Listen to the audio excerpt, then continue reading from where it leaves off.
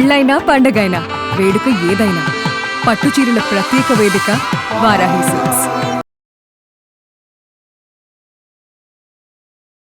నమస్తే, welcome to Suman TV. నేను పద్మిని. ప్రస్తుతంతో పాటు ప్రముఖ ఆధ్యాత్మికవేత్త, ప్రముఖ న్యూమరాలజిస్ట్ లక్ష్మీ నరసింహస్వామి ఉపాసకురాలు శ్రీమతి స్రవంతి గారు మనతో పాటు ఉన్నారు. మాట్లాడదాం. నమస్తే అక్క. నమస్తే పద్మిని. అక్క, మనం ప్రతిరోజు పూజ చేయటం, గ్రాటిట్యూడ్ ని ఖచ్చితంగా స్వామివారికి తెలియచేయటం అనేది అది మన విధి ఇంకా కదా. ఖచ్చితంగా చేసుకోవాలి. అయితే వారి వారి పరిస్థితుల రీత్యా ఏ సమయంలో చేసుకుంటున్నారు అనేది ఇంకా ఈశ్వరాజ్ఞ కదా. అయితే ఇంకా కొన్ని ప్రశ్నలు వస్తూ ఉంటాయి. ఇప్పుడున్న ఆరోగ్య సమస్యల రీత్యా కానీ, లేకపోతే ఇంకేమైనా టాబ్లెట్స్ వేసుకోవాలన్న నెపంతో కానీ, ఏమంటే మేము టిఫిన్ చేసి తర్వాత పూజ చేయొచ్చా అని అడిగే వాళ్ళు ఉంటారు ఖచ్చితంగా.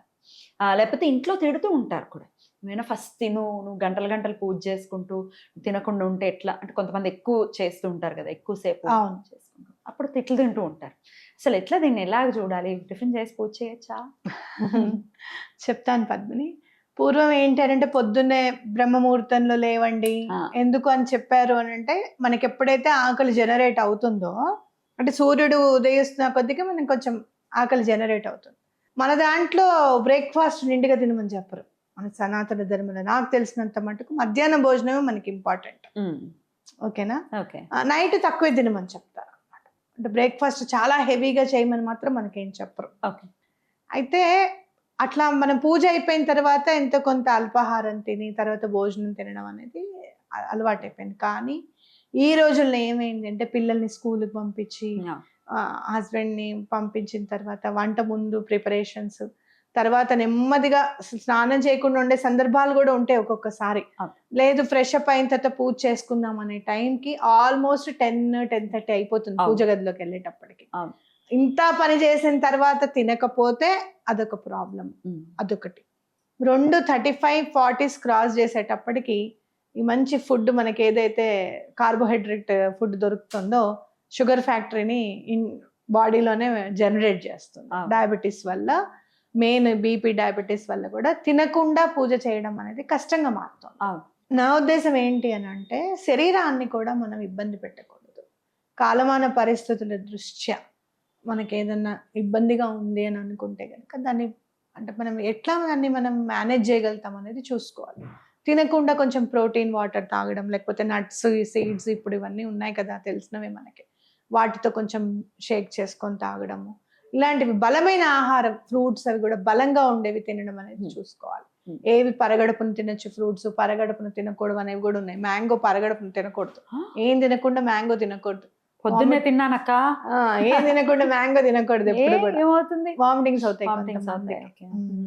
అట్లా కొన్ని ఉన్నాయి అన్నమాట. అలా మనం వాటిని మెయింటైన్ చేసుకుంటూ వెళ్ళాలి. తిన్నాక ఖచ్చితంగానే పూజ చేసుకోవాలి అని అనుకున్నప్పుడు నేను ఎవరికన్నా ఏం చెప్తాను అని అంటే, అన్నం అట్లాంటివి కాకుండా కొంచెం ఇడ్లీను లేకపోతే దోశ అట్లాంటివి తినడం, లేకపోతే అన్నం ఉంటే కనుక దాన్ని భిన్నం చేసుకుని తినడం, అంటే కొంచెం పోపు వేసుకొని అలా తినడం, కొంచెం పొంగల్ అట్లా తినడం అనేది చేయమని చెప్తాను. చేయొచ్చా అలా?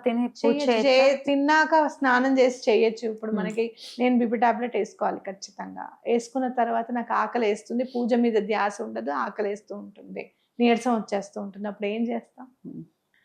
నేను ఖచ్చితంగా టిఫిన్ తిన్నాకే బీపీ టాబ్లెట్ వేసుకోవాలంటే నాకు ఒకళ్ళు సజెస్ట్ చేశారు, అట్లాంటిది మైండ్లో పెట్టుకోకసరం, బీపీ టాబ్లెట్కి నువ్వు ఫుడ్కి ఏం లేదు, నువ్వు వేసేసుకో మార్నింగ్ లేస్తూనే, ఆ తర్వాత నువ్వు ఏదైనా చేయొచ్చు అని అన్నారు. కానీ ఇప్పుడు ఒక్కొక్కసారి తినకుండా ఏదైనా చేస్తూ ఉంటే కళ్ళు నొప్పి పెడుతూ ఉంటాయి. మనకి నీరసము అనేది కళ్ళ నుంచి స్టార్ట్ అవుతుంటుంది. అందుకే నువ్వు చూడు, ఎండలో వెళ్ళినప్పుడు కళ్ళని కనుక కాపాడుకుంటే ఎనర్జీ తగ్గదు నీకు. ఓకే.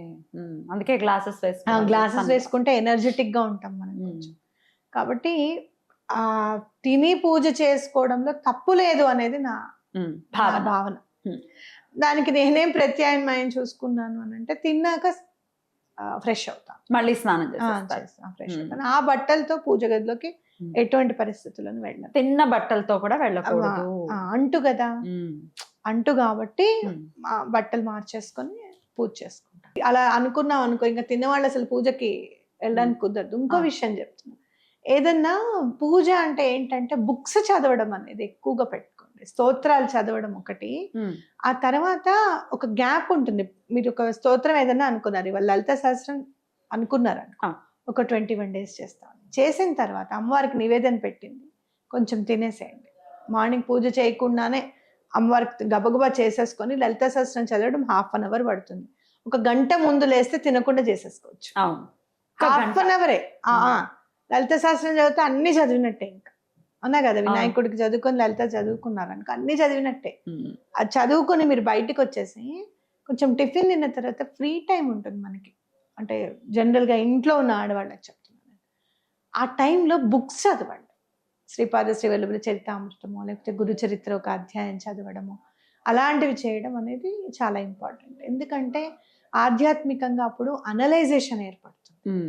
బలానా లీలలో స్వామి అలా చేశారే, మనకి ఇలా చేశారే, అరే భలే లీల జరిగింది మన లైఫ్లో అనేది మనకు తెలిసి వస్తుంది. అదొకటి. అమ్మవారు ఉపాసన చేసేటప్పుడు ఏదైనా చదువుతుంటే కూడా అమ్మవారికి స్ఫురణ తీసుకొస్తూ ఉంటారు, ఇంకా అది చదువు ఇది చదువు అని చెప్పి. అనుకోకుండా ఎవరో ఒకళ్ళు మనకి బుక్ తెచ్చి ఇవ్వడము అలాంటివి కూడా జరుగుతూ ఉంటాయి. ఫ్రీ టైం లేదు, మాకు పూజ చేసుకోవడం అసలు కుదరదండి అని అనుకుంటే గనక నైట్ పడుకునేటప్పుడు గురు చరిత్రలో ఒక్క అధ్యాయం చదవండి. స్వామి వెన్నంటే ఉంటారు. అవునా? ఇంకా మరి పొద్దున్న నుంచి ఏం తిన్నారు, ఏ అవస్థలో అన్ని పక్కన పెట్టేసి చదువుకోవచ్చా? ఇంటికి వచ్చేసి శుభ్రంగా డిన్నర్ చేసేసి కాళ్ళు చేతులు కడుక్కొని స్నానం చేస్తాం కదా, అవునా కదా, స్నానం చేసేసి డిన్నర్ చదివే ముందు మీకు ఆకలి వేయకపోతే చదివిన తర్వాత తినండి. లేదు అని అంటే గనక నా దృష్టిలో మాత్రం పడుకునే ముందు ఒక అధ్యాయం చదివి పడుకుంటే చాలా బాగా కలిసి వస్తుంది. ఇక్కడ కూడా మనకి సబ్ కాన్షియస్ మైండ్ స్వామి నిక్షిప్తం అయిపోతారు.